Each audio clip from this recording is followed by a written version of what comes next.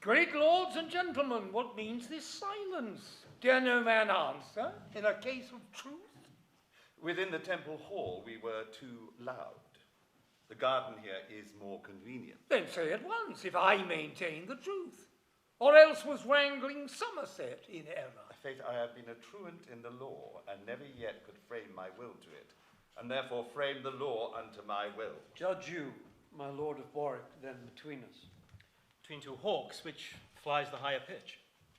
Between two dogs, which hath the deeper mouth? Or between two blades, which bears the better temper? Between two horses, which doth bear him best? Or between two girls, which hath the merriest eye? I have perhaps some shallow spirit of judgment, but in these nice sharp quillets of the law, good faith, I am no wiser than a daw. Tut, tut, here is a mannerly forbearance.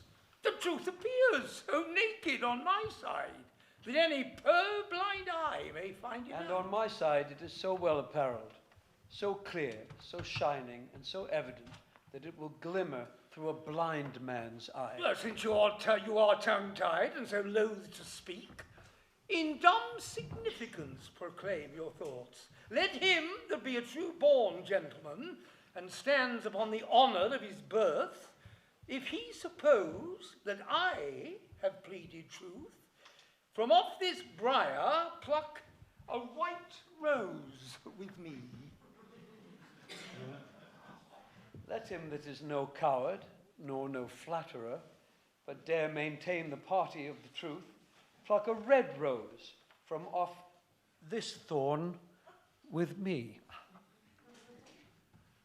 I love no colours, and without all colour of base insinuating flattery, I pluck this white rose with Plantagenet.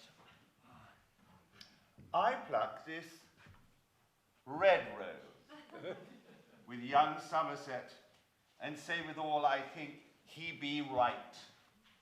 Stay, lords and gentlemen, and pluck no more, till you conclude that he upon whose side the fewest roses are cropped from the tree shall yield the other in the right opinion. Good Master Vernon, it is well objected.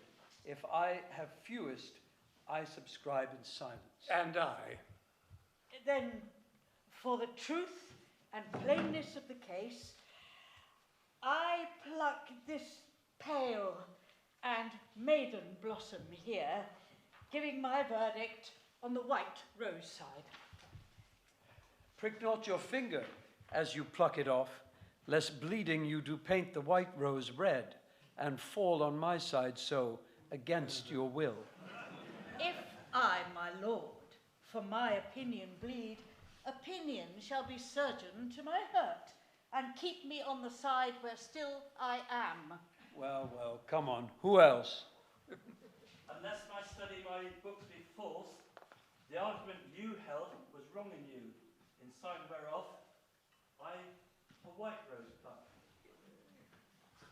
Now, Somerset, where is your argument? Here, in my scabbard, meditating that shall dye your white rose in a bloody red. Meantime, your cheeks so counterfeit our roses, for pale they look with fear, as witnessing the truth is on our side. No, Plantagenet, 'tis not for fear, but anger that thy cheeks blush for pure shame to counterfeit our roses, and yet thy tongue will not confess thy error. Hath not thy rose a canker, Somerset? Hath not thy rose a thorn, Plantagenet? Aye, sharp and piercing, to maintain his truth, whilst thy consuming canker eats his falsehood. Well, I'll find friends to wear my bleeding roses, that shall maintain what I have said is true, where false Plantagenet dare not be seen. Now, by this maiden blossom in my hand, I scorn thee, and thy fashion,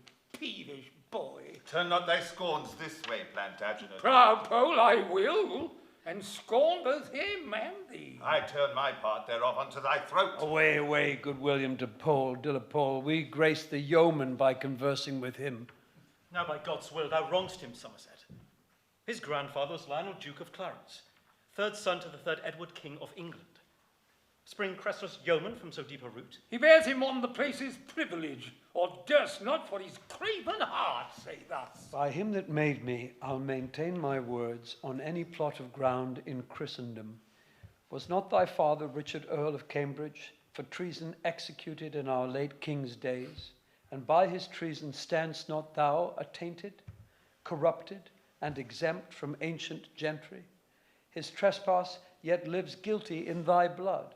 Until thou be restored, thou art a yeoman. My father was attached, not attainted, condemned to die for treason, but no traitor, and that I'll prove on better men than Somerset, where growing time once ripened to my will, for your partaker bowl, and you yourself, I'll note you in my book of memory, to scourge you for this apprehension. Look to it well, and say you are well warned. And thou shalt find us ready for thee still, and know us by these colours for thy foes.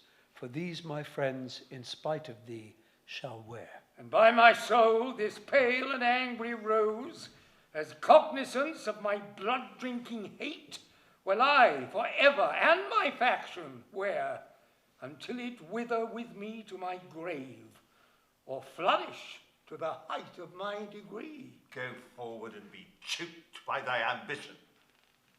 And so, farewell until I meet thee next. I think I won.